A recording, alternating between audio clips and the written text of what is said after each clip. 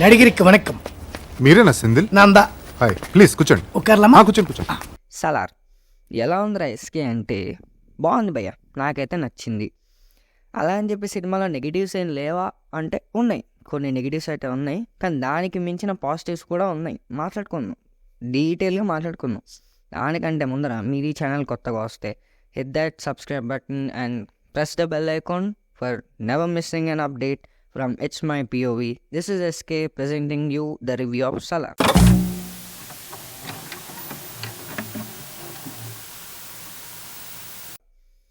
Okay, టాపిక్లోకి వచ్చేస్తే cinema ప్లాటే ఉంటుంది భయ్య. మనకు ట్రైలర్లో చెప్పారు కదా, లైక్ ఇద్దరు బెస్ట్ ఫ్రెండ్స్, ఒకడేమో వరదరాజం అన్నారు, ఇంకోడేమో దేవా. వీళ్ళిద్దరు ఎనిమీస్కి ఎలా మారాడనేది స్టోరీ. కాకపోతే ఇందులో నాకు నచ్చిన 3 పాయింట్స్ ఏంటంటే, first the world building of Prashanth Neel. ఏం బిల్డ్ చేస్తాడు భయ్య, ప్రతి ఒక్క క్యారెక్టర్ని లింక్ చేస్తూ, ప్రతి ఒక్క డీటెయిల్ని చూపిస్తూ, లైక్ ఒక్కొక్క సీన్ మీకు వెళ్తుంటే ఇది ఎందుకు వచ్చింది అనిపించింది మీకు. లైక్ లిటరలీ ఏం చేసినా ఖాన్ సార్ అనే వరల్డ్ లింక్ అయి ఉండడం వల్ల మనకి ఒక ఫ్రెష్ ఫీలింగ్ వచ్చింది. నాకైతే ఒక కొత్త వరల్డ్లోకి ఎంటర్ అయిన అనే ఫీలింగ్ వచ్చింది. ఖాన్ సార్ని బిల్డ్ చేసినవే అయితే super, hats off to Neel's world building and idea అనొచ్చు. సెకండ్ పాయింట్ వచ్చేసి మన ప్రభాస్ని ఏం ప్రజెంట్ చేశాడు భయ్య. లైక్ లిటరలీ ఇలా కదరా మేము ప్రభాస్ని చూడాలనుకుంటుంది అన్న రేంజ్లో మనకి ప్రభాస్ని అయితే ప్రజెంట్ చేశాడు బిగ్ స్క్రీన్ మీద. I know the public pulse. I know how to play kabaddi with the public. I like that big time.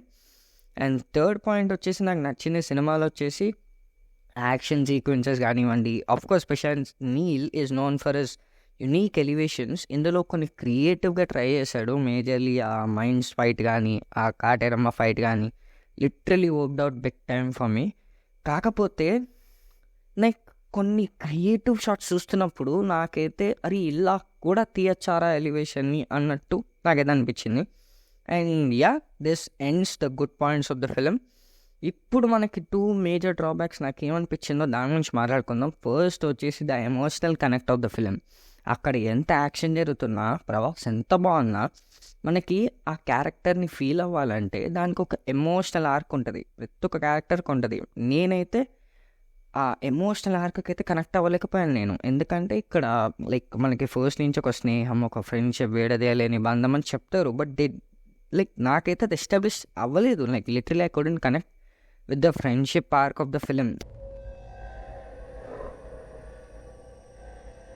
అరే సార్, నిన్నెవడైనా టీ తాగించి మరీ కొట్టాడ్రా? అదే ఒక మేజర్ కోర్. మీరు కేజీఎఫ్ తీసుకుంటే అందులో అమ్మ ఎమోషన్ అనేది అండర్లైన్గా ఒక ఎమోషన్, అది ఫిలిం మొత్తంలో ఎందుకు జరుగుతుంది అనే దానికి ఒక రీజన్ ఉంటుంది, అమ్మ ఎమోషన్ అనేది. So I connected it big time and నా ఫిలిం చాలా బాగా నచ్చింది.